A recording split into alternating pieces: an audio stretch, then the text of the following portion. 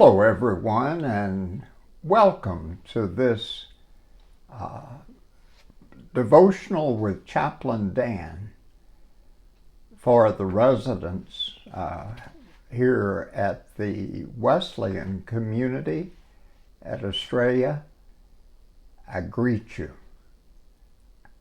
And for special guests today that we have worshiping with us, the Wellspring United Methodist Church congregation here in Georgetown. Welcome to you.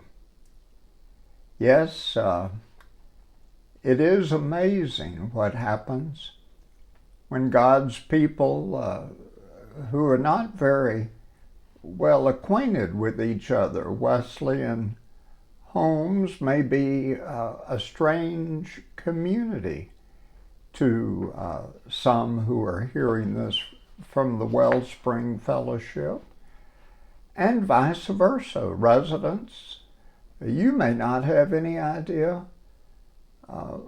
where Wellspring is. I invite you, and I'm sure in behalf of the whole fellowship there, sometime just get on Williams Drive when you don't have anything else to do, and drive on out west beyond the HEB, about a mile and a half beyond Sun City, about 3/4 of a mile, and on your right you're going to find Wellspring Church sitting back off the road.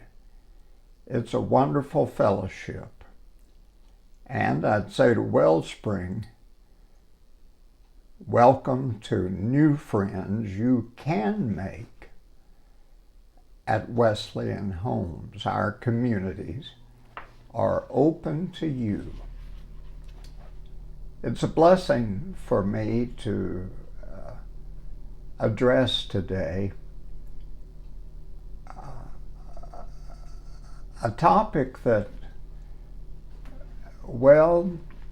may have a special application to every one of us. I hope it does. It comes from today's gospel lesson, but the title of my message in this sharing is Overcoming Self-Doubt. Overcoming self-doubt. And I've chosen for the text, the morning gospel, Mark chapter 10, verses 46 through 52.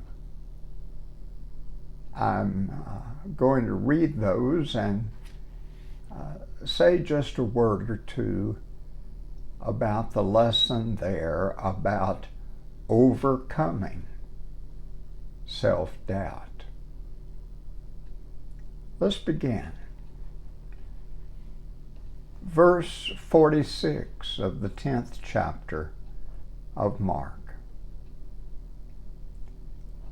They came to Jericho. Now they were Jesus at the head of the group, and the disciples, the 12, and behind them, a growing group, Mark says, of people who had heard Jesus or had heard about Jesus and were following him from, some of them I suggest, from other villages there in the Galilee, headed toward the ancient town of Jericho. There's a great song about Jericho that comes from the Old Testament. The prophet Joshua, or the leader Joshua, leads the army of Israel and blows the trumpets of a hostile community called Jericho. You know the story. And when they blew their trumpets, the walls came tumbling down. Yeah, Jericho's a place to learn about what God offers us. And so today, Jesus leads his growing crowd into this community, now little more than a village in Jesus' day. And the crowd there is on both sides of the road, Mark says, in just the earlier verses. And as Jesus walks in, now this picks up again in the text, as he and his disciples and a large crowd were coming into Jericho, or some texts say leaving Jericho, Bartimaeus, son of Timaeus, Bartimaeus, son of Timaeus, a blind beggar, was sitting all alone by the roadside. Now imagine that, if you will. A person all alone sitting. The gospel writer says he was blind. I want to suggest today that he, while he may have been physically blind, as I and many other preachers have often interpreted this, it might also mean, I suggest today, as I've thought about this question of self-doubt, it might also mean that Bartimaeus was just not accepted by the crowd in Jericho. We don't know much about Bartimaeus, son of Timaeus, except just that, but we know he was sitting there. And it may be that the crowd was blind. It may be that Bartimaeus was accustomed to that, and he just got accustomed to being all alone. But deep within this man, I suggest, we might well see lingering near his heart an incredible self-doubt. Why am I left alone? Why does no one see me? And then in the 48th verse, after he cries out to Jesus when he heard the crowd muttering Jesus was coming, many sternly ordered him. Get that, ordered him. Didn't talk to him, didn't engage him in conversation, didn't say, why don't you come stand with us? Many sternly ordered him to be quiet. But Bartimaeus cried out even louder, Son of David, have mercy on me. Jesus stood still at the head of the procession and said, call him here. Jesus, as I envision this, looked around and he saw from where the cry was coming, louder and louder, Jesus, Son of David, have mercy on me, have mercy on me. Bartimaeus, self-doubt. Yeah. Jesus saw when he looked closely down below the shoulders of the crowd, this man off on the edge, sitting all alone. Said, bring him to me. That's what Jesus said. Stop. And then he said, once Bartimaeus got up in front of him, probably his disciples helped bring him, what do you want? And he said, looking Jesus in the face, This man, blind by being ignored, I'm suggesting, just almost invisible to the crowd. That is a kind of emotional, if not spiritual, blindness. Yes. Do you ever feel alone and begin to doubt whether there'll ever be anyone notice you, invite you in, sit down with you at table, talk to you in Wellspring's Munch and Mingle? Bartimaeus wondered. Jesus, I just want your mercy. And Jesus said to him, now this is the end of the 50th verse, the 51st verse. Jesus said to him, what do you want of me? He said again. And the blind man said, my teacher, let me be seen again. Most translations say, let me see again. Maybe if I can see, then I can make some friends. I'm suggesting today, my brothers and sisters, those of us who have friends, those of us who have a place, those of us who fit in and can see what's happening, have an opportunity to turn to the one on the edge, on the margin of our communities, the newcomer, the person who is always alone, the person we do not yet know, and go over to them and put our hand out or our fist up as we do now and say, hello, I'm Dan or Joe or Karen. Hello, Bart. Come on in. Would you sit with me? Or could I sit down with you? Want to get to know you, no? Jesus simply said, my brother, I'm giving you attention right now. This is my paraphrase, you understand. My brother, I'm giving you attention, the Son of God says. Go, and you can be seen.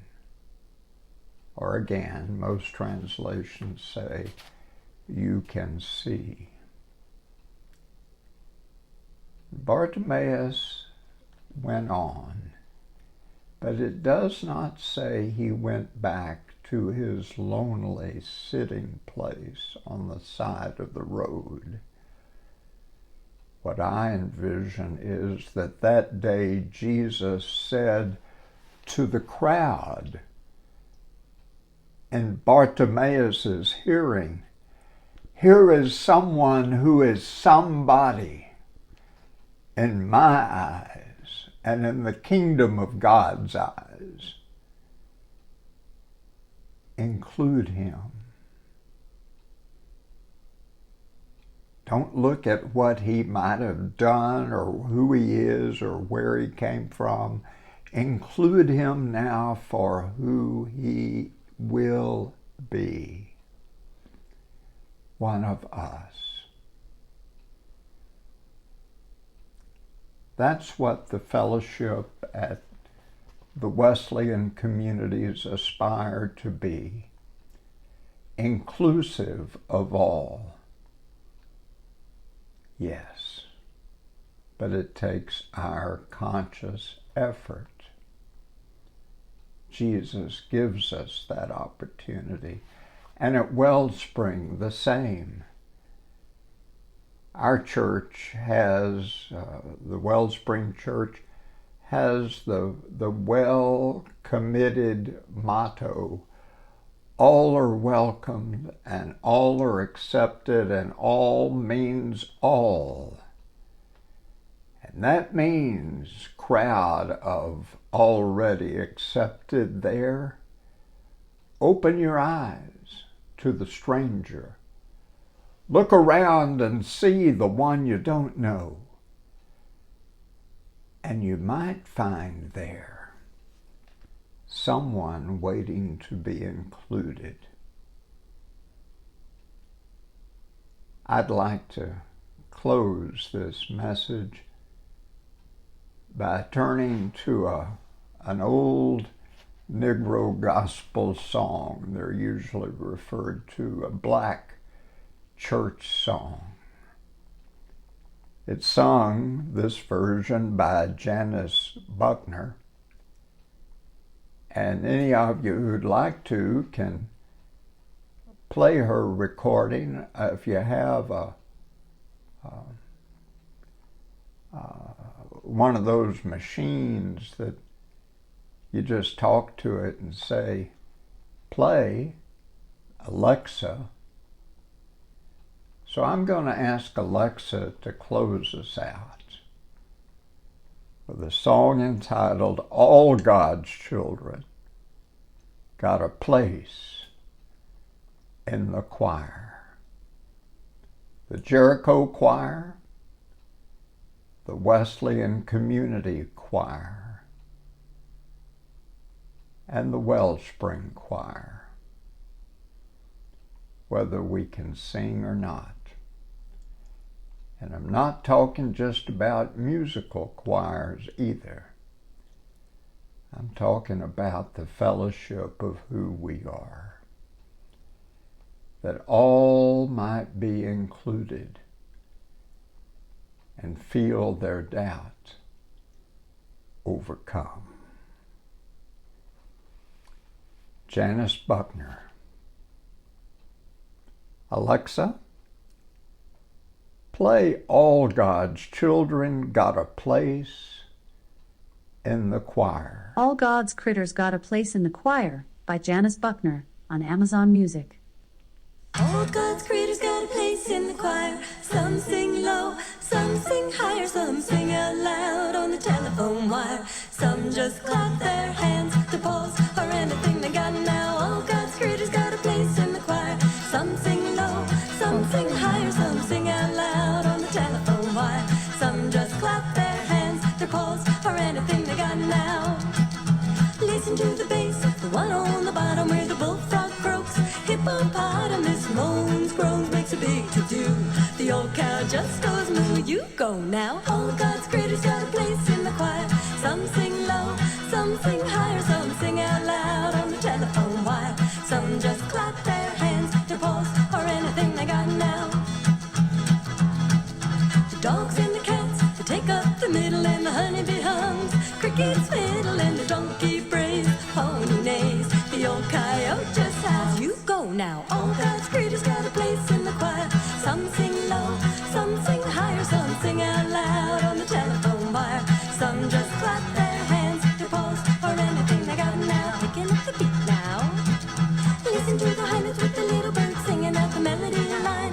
Crickets ringing and the hoot owl hollers over everything. The jaybird disagrees. You go now. All God's critters got a place in the choir. Some sing low, some sing higher, some sing out loud on the telephone wire. Some just clap their hands to pause or anything they got now.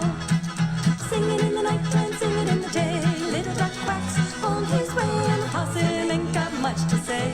The porcupine talks to himself. You go now. All God's critters got a place in the choir. Some sing low, some sing higher, some sing out loud on the telephone wire. Some just clap their hands to pause or anything they got. It's a simple song, singing sung everywhere by the ox and the fox, grizzly bear and the grumpy alligator and the hog above, sly raccoon and the turtle dove. Go! All God's critters got a place in the choir. Some sing low, some sing higher, some sing out loud on the telephone wire. Some just clap their hands to pause or anything they got. Yeah, all God's critters got a place in the choir. Some sing low, some sing higher, some sing out loud on the telephone wire. Some just clap their hands to pause or anything they got. Yeah, all God's critters got a place